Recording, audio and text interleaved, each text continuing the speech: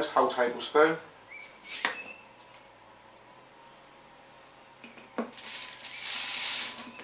Plenty salty enough. Now I used to use pond water. I've moved up the top of the road now. My dad still lives down the bottom where the pond is, but I'll be honest with you, when I used to use pond water, the glug used to go off pretty quick anyway. So, and I've not noticed any difference using water straight out of the tap. It's good enough for us, so hopefully it's good enough for the car.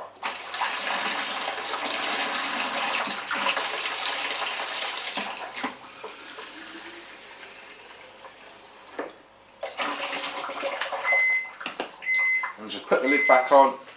And you can hear when you're shaking it, you can hear that the salt shaking about, and the longer you shake it, obviously you'll hear the salt go quiet and quiet, so it's all dissolved into the liquid. I'll give that a little taste. Oh, awesome. What I do,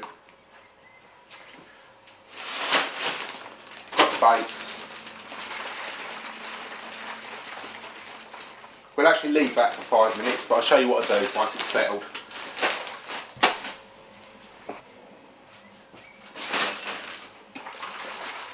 Right, that's pretty much well dissolved. All the salts are dissolved into the glug.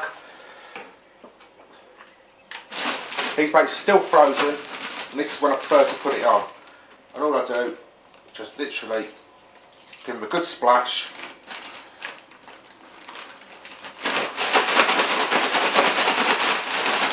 And then shake it all over the baits while they're still frozen.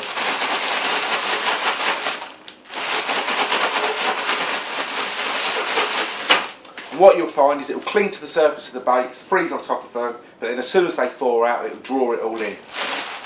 And I've got to tell you, using the glugs in this way, with that green lit mussel powder and the salt, it's been a real winner for me, certainly over the last couple of springs in particular. I don't know what it is, but early spring, around when fish are spawning, they seem to really crave the salts. So if you haven't tried it already on your fish meals, I'd definitely recommend giving it a try. When it comes to the hooking arrangement, for fishing those bigger baits, the 18 millers, I'm sticking to the same arrangement as what I was using last time around, and that's I've got a size 6 big T. I was using a 7 with the smaller baits, but this time around I've got a size 6 big T, and I've got a short length. There's probably what 6-7 inches of strip tees there in 20 pound. So it's a real simple rig, and at the hook there I've trapped the hair at the bend with a small piece of silicone tubing, and on the eye of the hook I've got a little piece of shrink tube kicked over at an angle, and that really does improve hooking. So you can see you only have to pull it slightly across the palm of your hand and the hook will flick round and turn every time. Real good presentation that one. So I'm not going to drift from that. Certainly not when I'm fishing on the bottom anyway. So now something I've given a little bit of thought is the lead arrangement. Ideally I'd like to be using a rotary rig. It's what I've got more confidence with. I've used it for years and years. The one thing over at Chad Lakes is you're not allowed leaders of any description at all. No lead core. So this is what I've come up with, which I'm pretty sure I'm allowed to use. It's not a leader at all. My main line is still tied directly to the lead, but over the top of the main line I've passed a small length of hollow braid. It's a piece of lead core that I've taken the lead out of basically, so I've just passed my main line straight through it and then tied the two pieces directly to the lead at the same time, and it seems ever so strong. I've tested it to destruction, and then this way I can still fish my rotary rig, but I haven't actually got a leader on at all, so I'm really happy with that. That looks like it's going to be a winner. Now obviously the main line still needs to be pinned to the bottom as best we can, so at intervals above the lead I've moulded little pieces of putty, and I've got 3 pieces on there, probably a foot to 18 inches apart up the line. So that ensures everything lays flat. I've got a nice tangle free rotary type presentation, which I'm really happy with. The bead at the top there, all I've done with that, normally you'd mount that bead on a little piece of silicone tubing, but this lake's so small, all the casts are very short range stuff, so all I've done, I've passed it on. If you imagine I've got a bait needle and I've got a little rubber bead, and I've just poked the bait needle straight through the side of the rubber bead and then passed it onto the lead core this way. Remember, the lead core is not anywhere near as thick as it would normally be, because it's got no lead in it, so this bead runs ever so easily, especially when wet.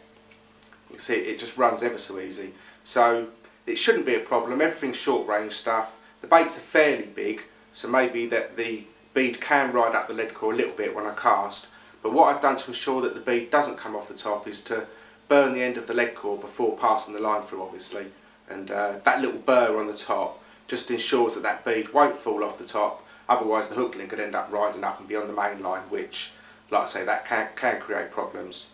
But that I'm pretty happy with. I think that'll be a winner. The time away was one of reflection and thought, and it wasn't too long before Terry returned to home pool. His quest for Blackeye had reached new heights, and like a tactical chess game, the home pool carp was slowly tricked to the landing net one by one.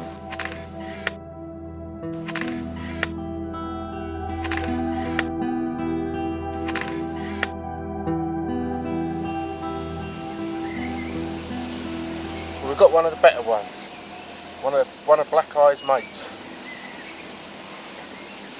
It's one of the old fish.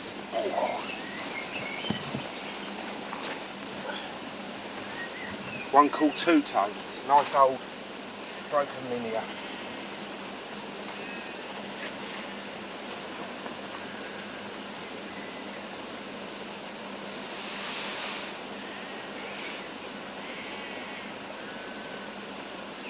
Right, funny enough, this is the second time I've caught this one, and I wish I videoed it first time around, but it was tricky enough. We had to get the photos done. So we've got a few pictures, but this time around I thought, well, I'll get the old camera on the go.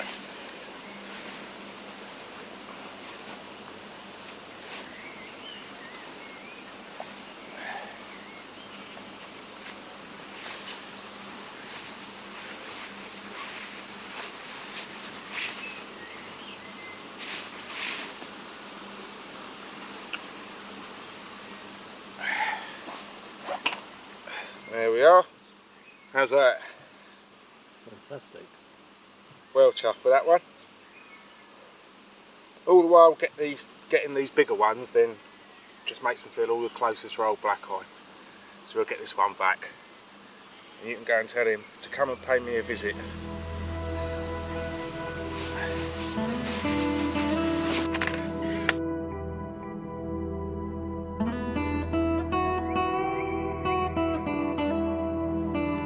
With the capture of the two-tone linear came the realisation that he was getting closer, but so were others.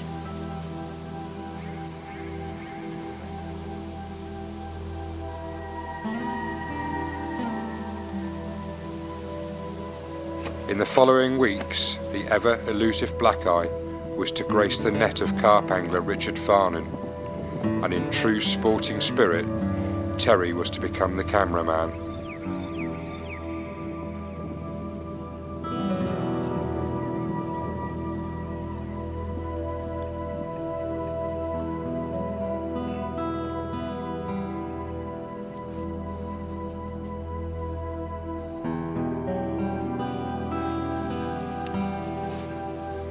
Not one to falter from the trail, the quest continued, as did the captures of other carp in the pool, once more bringing Terry closer to the realisation of his dreams.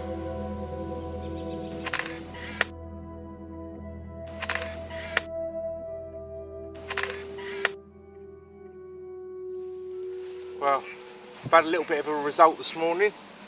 Got the second biggest, one called the redfish.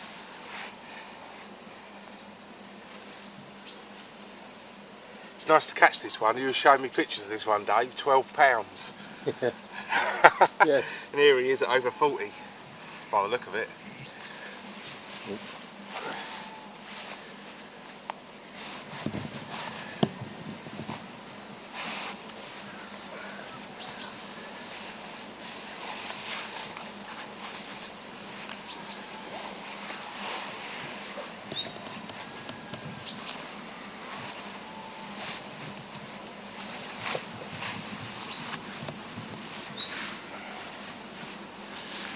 Right, I'm trying to do it so that I don't block the camera, but I have to move around.